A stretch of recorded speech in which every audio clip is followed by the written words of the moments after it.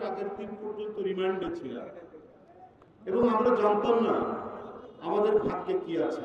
শেখ হাসিনার পতন না হলে আমাদের অধিকাংশের গলায় ফাঁসির দড়ি ঝুলত।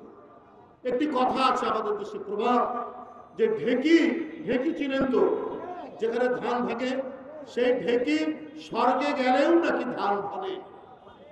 আর এখন দেখি ঢেকি নরকে গেলেও ধান ভাগে। বলা জন্য বলা হয়েছে প্রধানমন্ত্রী হিসেবে, এ আর কত বলবো। আমি এবং আমরা যারা কারাগারে ছিলাম, আমি শিমুল বিশ্বাস আরো সব নেতৃবৃন্দ, 6 তারিখে আমরা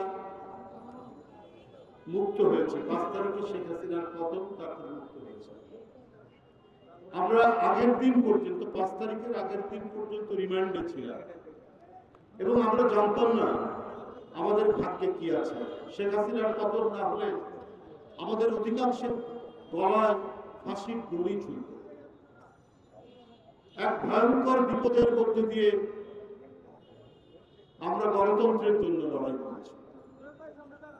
6 তারিখে যখন আমরা বেরিয়ে আসছি কারাগার থেকে, এতটি রক্তাক্ত ঘটনা, এত লাশ, ছাত্র জনতা, তার মধ্যে এত শ্রমিকের যে লাশ, এত রিক্সা চালকের যে লাশ, শেখ হাসিনা তাদের যে জীবন কেড়ে নিয়েছেন, লাশ ফেলেছেন, এটা পরবর্তীতে জানতে পারে।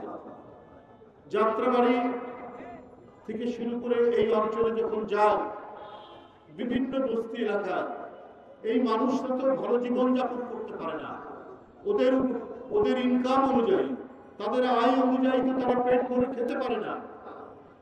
প্রতিদিন রিক্সা চালালে হয়তো 1 কিংবা 2 বেলা খেতে পারে, কিন্তু এরাও গণতন্ত্রের পক্ষের এক দুর্জয় সাহসী সৈনিক হিসেবে নিজের জীবন দিয়ে দিতে পারেন, এইরকম অকাতরে নিজের জীবন আত্মদান করতে পারেন, এইটা আমি সেদিন দেখেছি।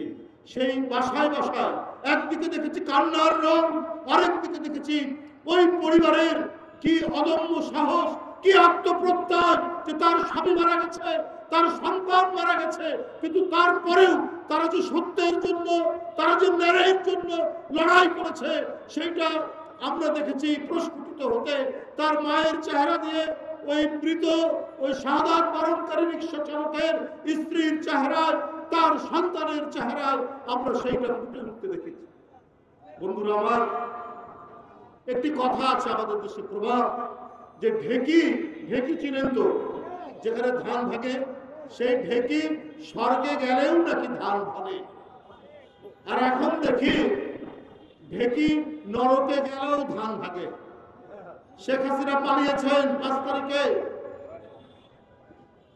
যে শেখ হাসিনা তার যুবলীগ ছাত্রলীগকে নানা প্রলোভন দিয়েছেন, আশ্বাস দিয়েছেন, তোমরা নামো, তোমরা প্রতিহত করো।